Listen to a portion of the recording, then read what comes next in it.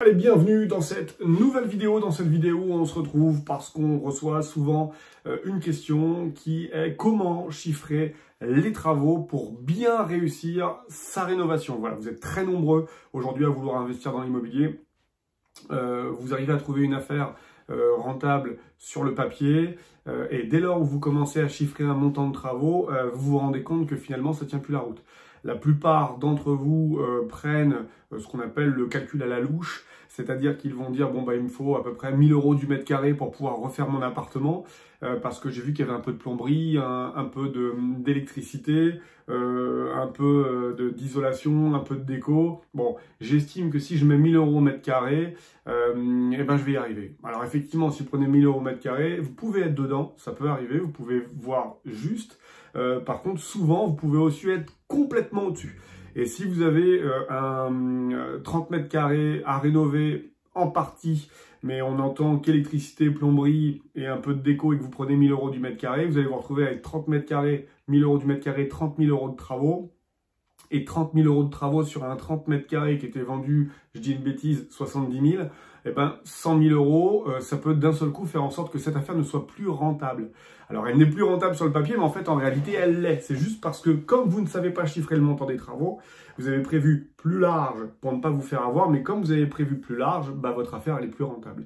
Donc il va vraiment falloir passer du temps sur cette partie, c'est pas compliqué. Je vais vous donner quelques pistes dans cette vidéo de façon à pouvoir vous aider à commencer à chiffrer les travaux qui vont vous permettre de pouvoir avancer.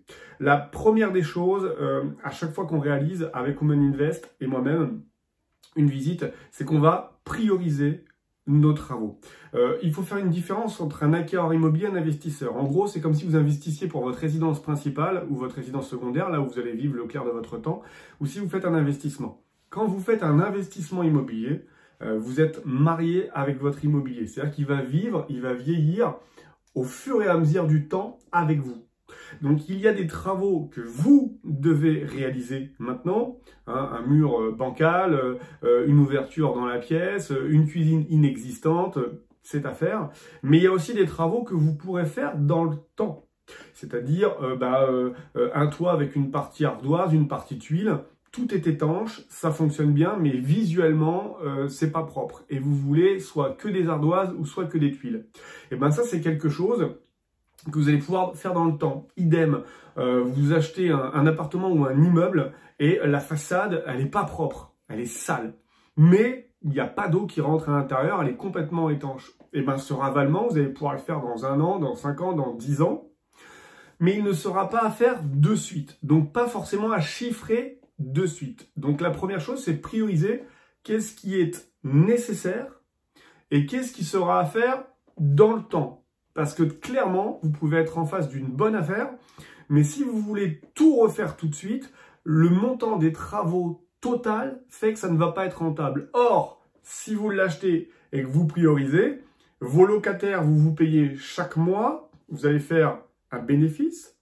Ce bénéfice, vous allez le garder sur votre compte et au bout de 6 mois, au bout d'1 an, au bout d'1 an et demi, au bout de 2 ans, vous allez utiliser cette somme pour pouvoir réaliser les travaux. C'est donc vos locataires qui vont payer la rénovation du bien. À la finale, le bien aura été rénové par vos locataires et vous vous retrouvez avec un bien que vous pourrez continuer à exploiter. Et vous aurez donc fait l'affaire. Donc la première des choses numéro 1, priorisez vos travaux. La deuxième des choses, à chaque fois qu'on fait une visite avec Women Invest et moi-même, quand on arrive, on régit pièce par pièce. Et ça, c'est très important. Le cerveau humain, il est fait de la sorte que si vous lui donnez une information, il est capable de la traiter. Si demain vous dites « j'ai mal aux dents, je vais chez le dentiste », il sait, il va gérer, il sait qu'il doit prendre rendez-vous chez le dentiste, il va se conditionner, il va se préparer et vous allez être prêt à aller chez le dentiste. Si par contre demain vous dites « j'ai mal aux dents, j'ai mal au bassin, je perds mes cheveux, j'ai une douleur dans le cœur et j'ai une entorse », le corps humain, il va plus savoir où est-ce qu'il faut. Est-ce qu'il faut aller voir un dentiste, un spécialiste du cœur, un kinésithérapeute, bref, comme il ne sait plus, qu'est-ce qu'il fait? Il ne fait plus. Il ne fait plus rien. Et aucun rendez-vous seront pris. C'est exactement pareil dans l'immobilier. Lorsque vous arrivez dans un ensemble immobilier ou dans un appartement, l'idée c'est de réagir pièce par pièce. Je rentre. Ce sont les parties communes. J'ai un escalier. Quel est l'état de mon escalier? Est-ce que c'est un escalier en béton, recouvert de carrelage? Est-ce que c'est un escalier en bois? Est-ce qu'il faut le teinter, le repeindre? Dans mes parties communes, est-ce que l'électricité fonctionne? Est-ce qu'elle est à reprendre? Est-ce qu'il y a une ampoule à changer? Est-ce qu'il y a des prises ou non? Est-ce qu'il y a un réseau de plomberie parce qu'on est sur un chauffage central? Est-ce que ce sont des radiateurs en fonte, en acier? Je vais remplir l'intégralité de ma checklist pour savoir ce que j'ai à faire. Si déjà, dans les parties communes, je me rends compte que les sols ne sont pas droits, je sais que déjà, j'aurais besoin peut-être d'un carreleur ou d'un parquetiste, quelqu'un qui va s'occuper de la planéité de mon sol. Ça peut être un maçon qui va faire une chape de réagréage. Donc, j'aurai besoin déjà d'un corps de métier. Je vais le noter et j'avance. Ce qui veut dire qu'une fois que je passe à la deuxième pièce, je sais de combien de corps de métier j'ai besoin, je sais combien de mètres carrés j'ai à traiter et je vais ensuite pouvoir en déduire de combien j'en ai. On va le voir dans l'argument numéro 3, comment chiffrer. Donc, ensuite, je rentre. Si je rentre et que je suis dans une cuisine, et dans la cuisine, pareil. Est-ce que j'ai une VMC? Oui, non. Est-ce qu'elle fonctionne? Oui, non. Est-ce que j'ai une hotte? Est-ce que j'ai des prises? Est-ce que j'ai un radiateur? Est-ce que j'ai un sol à refaire? Quel est l'état de mes murs? Est-ce qu'ils sont juste à rafraîchir? Est-ce qu'ils sont à faire? Est-ce que je dois casser une cloison? Est-ce que je dois changer les caissons? Est-ce que je dois changer les portes? Est-ce que je dois changer le plan de travail? Est-ce que je dois changer la robinetterie? Est-ce que je peux garder la crédence? Je vais faire un état des lieux précis de ce que je trouve dans ma cuisine, de façon à trouver des nouveaux corps de métier ou non. Si j'ai un problème dans les parties communes, pour revenir à notre précédent exemple, au sol, j'aurais peut-être besoin d'un carreleur ou d'un maçon. Si j'arrive dans la cuisine et que j'ai encore un problème de sol, alors je vais renoter la surface pour demander et pour chiffrer le montant que j'en aurai par rapport au nombre de mètres carrés. Donc, pièce par pièce et de façon précise, je vais faire le tour de mon ensemble immobilier jusqu'au grenier, jusqu'au sous-sol pour ne rien oublier. Je vais également réaliser des photos et des vidéos. Car quand on est en train de réaliser la visite, généralement, tout nous semble clair. C'est facile. Ouais, la cuisine, elle est comme ça. La chambre, j'ai vu, à peu près 10 mètres carrés. OK, une ouverture, etc. Tout semble fluide. On passe les questions avec l'agent immobilier, avec le propriétaire vendeur et on en oublie la moitié. Le fait de prendre des photos et de faire des vidéos, ça va vous permettre le soir, à tête reposée, de pouvoir reposer tous vos plans, toute votre argumentation. En argument numéro 3, l'échelle des valeurs. Comment je vais pouvoir déterminer combien ça va me coûter? Il existe des échelles, sans être trop précis, mais qui sont mieux que le fonctionnement dit à la louche du 1000 € mètre carré, qu'importe ce qu'il y a à faire à l'intérieur.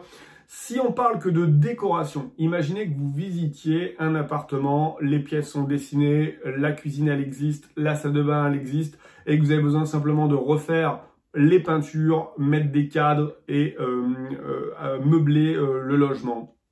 On va partir plutôt sur une base de 150 à 180 € du mètre carré pour pouvoir réaliser ces opérations dites de décoration.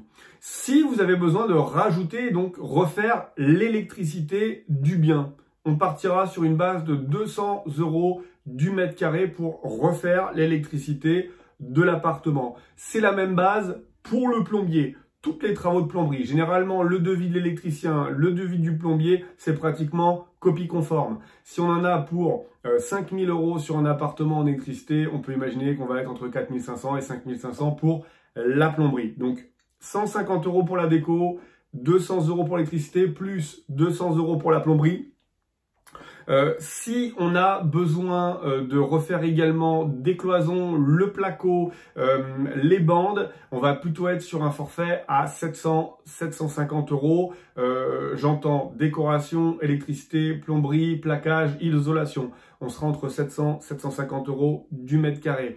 Dès lors où on va rajouter des travaux dits de charpente, ça peut être un litonnage, ça peut être une charpente reprise sur une ferme, Là, on va plutôt être entre 1000 et 1100 euros du mètre carré. Et enfin, si je viens retoucher ma maçonnerie, là, je vais revenir sur des tarifs entre 1500 et 2000 euros du mètre carré, proche de la construction neuve. Voilà, donc vous voyez, on a déjà quelques idées, quelques chiffrages qui nous permettent de pouvoir avancer. Et ces chiffrages, vous devez les connaître de façon à pouvoir, vous aussi, avoir un bien sur le papier et sur lequel vous savez combien plus ou moins ça va vous coûter.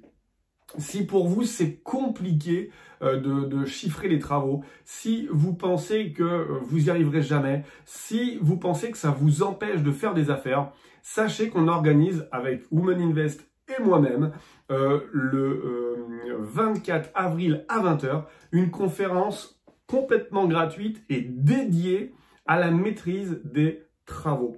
Si vous voulez en savoir plus, si vous voulez enfin savoir exactement comment on chiffre pièce par pièce et comment on arrive à un résultat précis à plus ou moins 10%, je vous invite à cliquer sur le lien qui est juste en dessous de cette vidéo et à vous inscrire. Vous mettez votre prénom, votre mail, faites attention à l'orthographe car c'est sur ce mail que vous allez recevoir vos identifiants, votre mot de passe pour pouvoir assister à la conférence.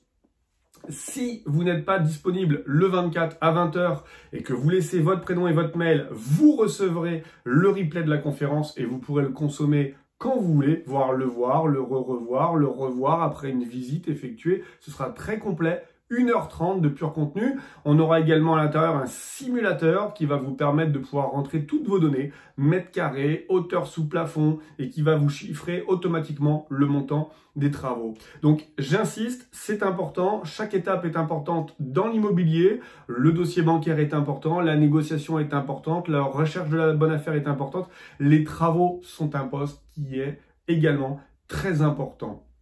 Vous avez donc juste en dessous un petit lien qui vous permet de pouvoir vous inscrire. Moi, j'ai hâte de vous présenter cette conférence et j'espère, encore une fois, qu'elle vous aidera à avancer dans vos projets de chiffrage. Voilà, si vous avez apprécié cette vidéo, je vous laisse nous mettre un petit pouce vers le haut, un pouce bleu, on peut pas faire plus bleu. Hein. Là, j'ai été bleu avec un mur bleu, on peut pas faire plus bleu. À vous abonner à la chaîne si c'est pas déjà fait pour recevoir un maximum de contenu gratuit. Je vous dis à très vite et bon investissement. Ciao, ciao.